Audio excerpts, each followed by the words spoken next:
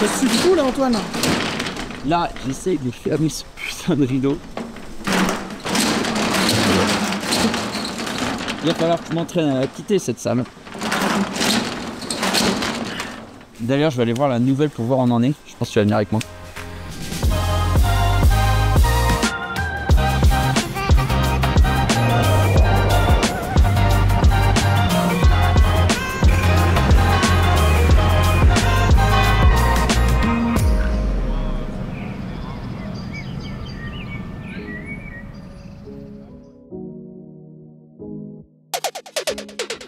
Pourquoi le 3? Tout simplement parce qu'il fallait qu'on quitte l'UTS 1. Ça faisait plus de 10 ans maintenant qu'on était sur le local de la rue Jules Simon.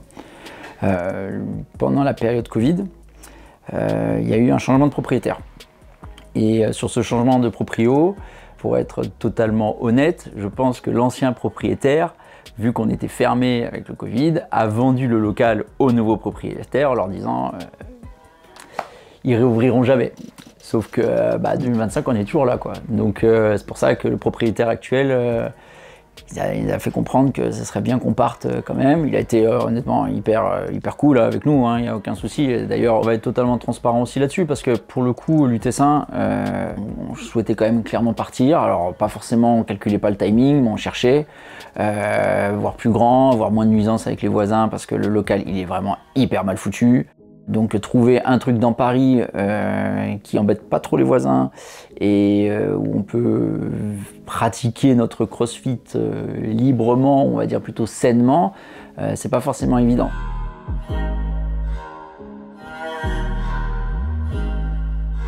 Entre le temps où on a trouvé l'UTS 3 et entre le moment où, à l'heure où je te parle, là ça fait quasiment 2 ans, on arrive au bout du truc sur la négo et puis là tout est lancé, quoi. Donc on doit quitter la salle, on a une deadline quand même.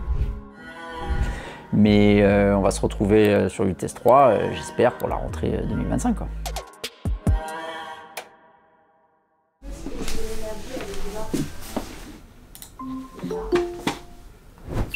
Ouais, Geoff, est-ce que tu m'entends? Yes.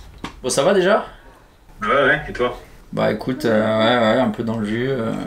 On gère toutes les merdes, hein, entre l'administratif, parce que Covea commence à nous faire des messages un peu à la con.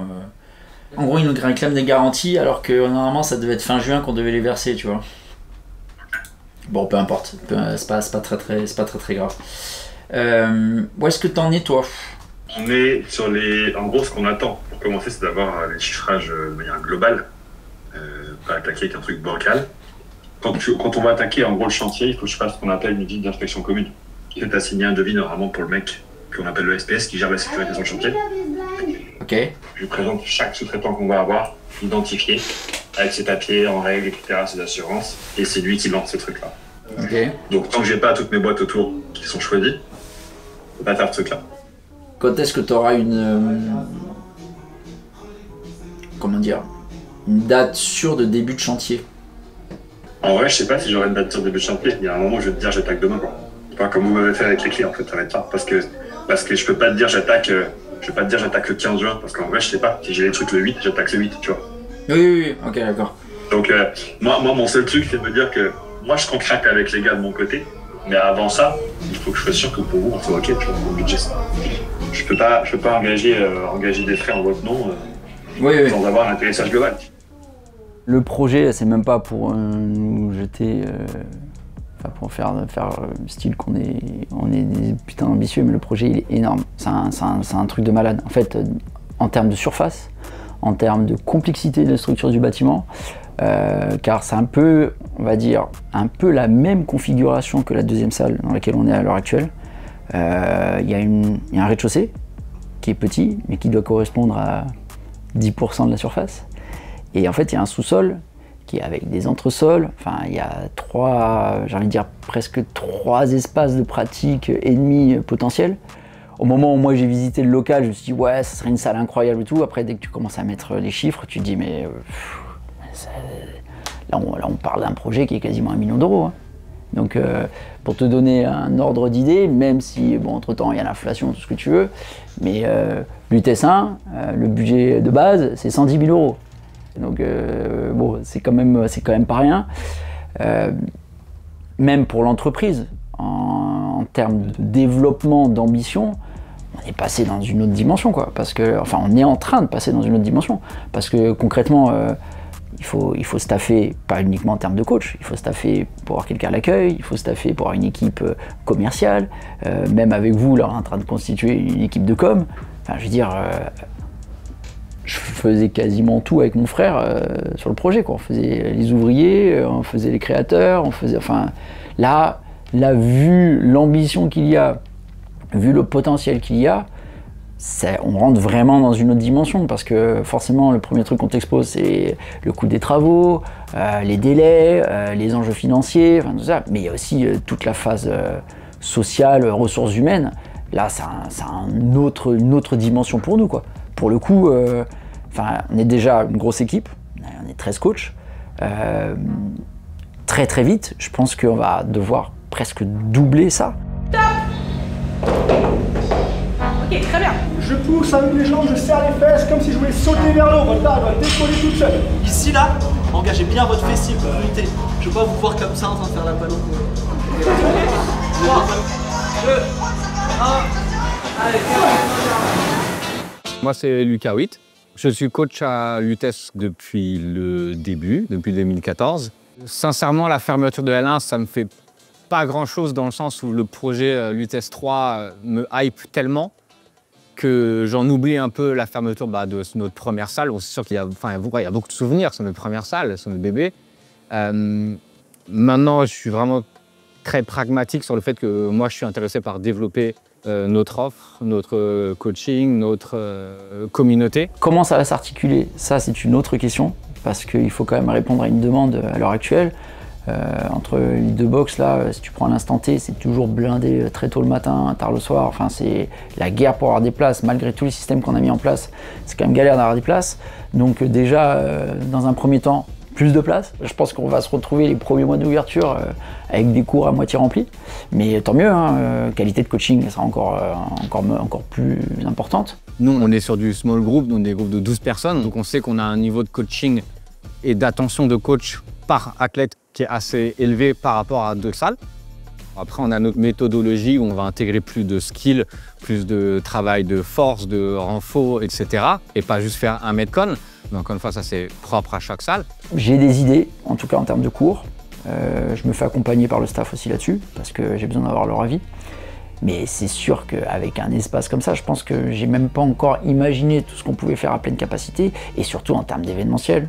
Bon, t'imagines les Open 2026 dans ce local?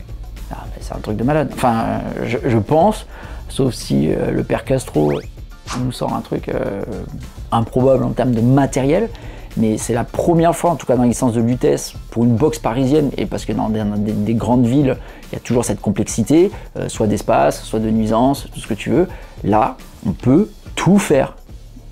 On peut faire de l'haltéro, on peut faire de la gym, on pourra faire, si tu veux, du strongman. Forcément, c'est la mode et ça marche très bien, on pourra faire de l'Aerox, mais on peut tout faire au même endroit. C'est-à-dire que tu peux dropper les barres, tu peux te suspendre, machin, tu peux grimper à la corde, tu peux faire des wall balls, enfin, ça paraît évident peut-être pour 98% des gens qui font du crossfit dans le monde, mais pour nous, c'est top, on va vraiment s'amuser. Et le côté fun et le côté varié des exercices qu'on va proposer, ça va être top, quoi. J'ai hâte de voir le premier cours où le skill, ça va être grimper de corde et du sled push, tu vois, dans le même cours. Enfin, vraiment, l'espace va le permettre, quoi. On peut avoir ce qu'ont les boxes américaines ou les boxes de province en termes d'espace et de matos à Paris, ce qui est quasiment inespéré. Ce qui manque, c'est une piscine, en fait. Me chauffe pas. Je vais pas dire que j'avais prévu ce qui se passe, parce que ce serait mentir, mais dans ma vision globale de l'évolution de Lutèce, on fait peut-être un trop gros step en avant dans l'évolution de la boîte, parce que c'est peut-être un petit peu trop gros ou quoi, mais je me dis, c'est le moment ou jamais, quoi. Qu'est-ce que j'attends d'L3 un espace de vie communautaire exceptionnel. Plus de hauteur sur le plafond. Du matériel d'exception. Un peu plus de place, l'amour. Ce sera, je crois, la plus grande box de Paris. Je trouve ça plutôt pas mal. Et après, les coachs d'exception, on les a déjà. Globalement, les gens s'entraînent plus ou moins aux mêmes horaires, donc tu utilises des liens. Même si les gens ne viennent pas ici pour se faire des amis de base, bah, finalement, c'est comme quand tu rentres dans un club de foot ou de rugby ou n'importe quel sport, tu crées des liens, tu t'entraînes avec des gens. Et au final, tu viens pour le sport, mais aussi parce que tu sais que tu vas passer un moment avec des gens que tu apprécies globalement. On a quand même beaucoup de gens investis, mais vraiment investis. Pour le coup, je parle pas juste même en termes de CrossFit, je parle juste en termes dans l'UTES.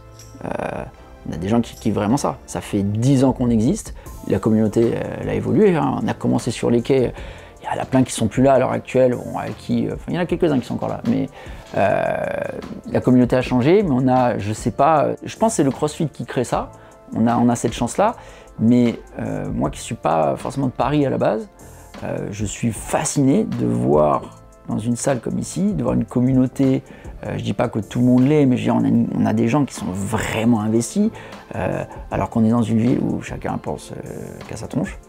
Là, c'est vraiment un endroit, enfin tu vois, on va faire une compétition, je pense à nos potes de Saint-Maur, quand ils nous voient arriver, il n'y a pas que Saint-Maur, mais il y a eu plein, j'ai arrêté de compter les souvenirs que j'ai là-dessus, mais on arrive en masse quoi.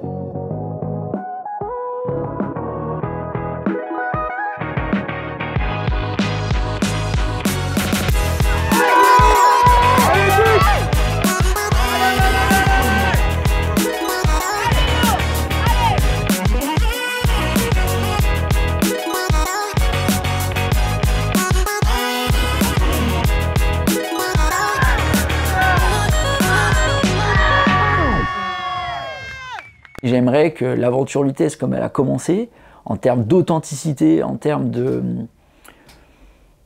aussi bien dans les bonnes choses que dans les mauvaises choses, qu'elle continue comme ça.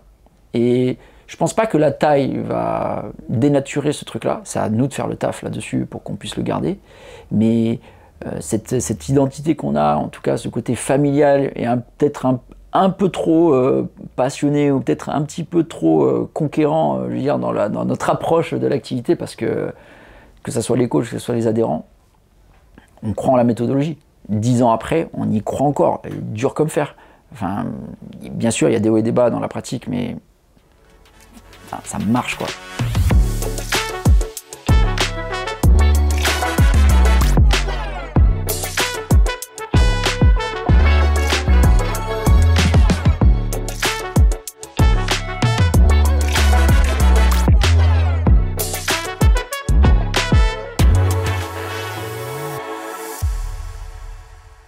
Ce projet-là, il est impressionnant, mais dans le bon comme dans le mauvais. C'est-à-dire que bon, là, la façon dont on en parle, c'est trop bien, il y a de la place, ça va être trop bien. Pendant un an, on va vivre un moment, au moins je me dis, pendant un an, on va kiffer. Parce qu'après, tu as toutes les conséquences derrière financières, si on n'a pas réussi à atteindre les objectifs ou quoi. C'est impressionnant aussi de ce côté-là. Pour être transparent avec toi, ce qu'on a comme problème depuis le début, c'est qu'on est en dépassement de 300 000 balles. Ouais, je peux faire plein lots techniques, t'inquiète pas, on va y arriver, hein, mais t'as fait plein lots techniques, ils nous ont pris pour des Américains, et en fait, toujours le problème, c'est qu'il nous faut à chaque fois normalement du temps, tu vois, pour négocier ces trucs-là. Et là, comme ils sentent les mecs, qu'en fait, il faut qu'on attaque demain, je pense que ça joue un peu. Je sais très bien que nous, ce qu'on t'a demandé, c'est un putain de challenge là-dessus, mais c'est juste que, voilà, moi j'ai un peu la même de l'autre côté. Sur le matos CrossFit, on m'annonce des montants, mais c'était pas sur quoi on s'était mis d'accord, tu vois, donc t'inquiète, hein, je suis pas étonné, mais c'est juste que à chaque poste en fait il y a des deltas de ouf quoi. Ouais, mais c'est ça.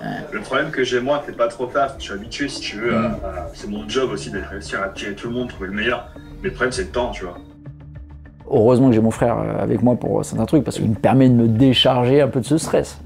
Parce que tu le cumules, donc forcément le projet, il fait peur, il fait vraiment peur, mais puis il est tellement fun, ça vaut le coup quoi.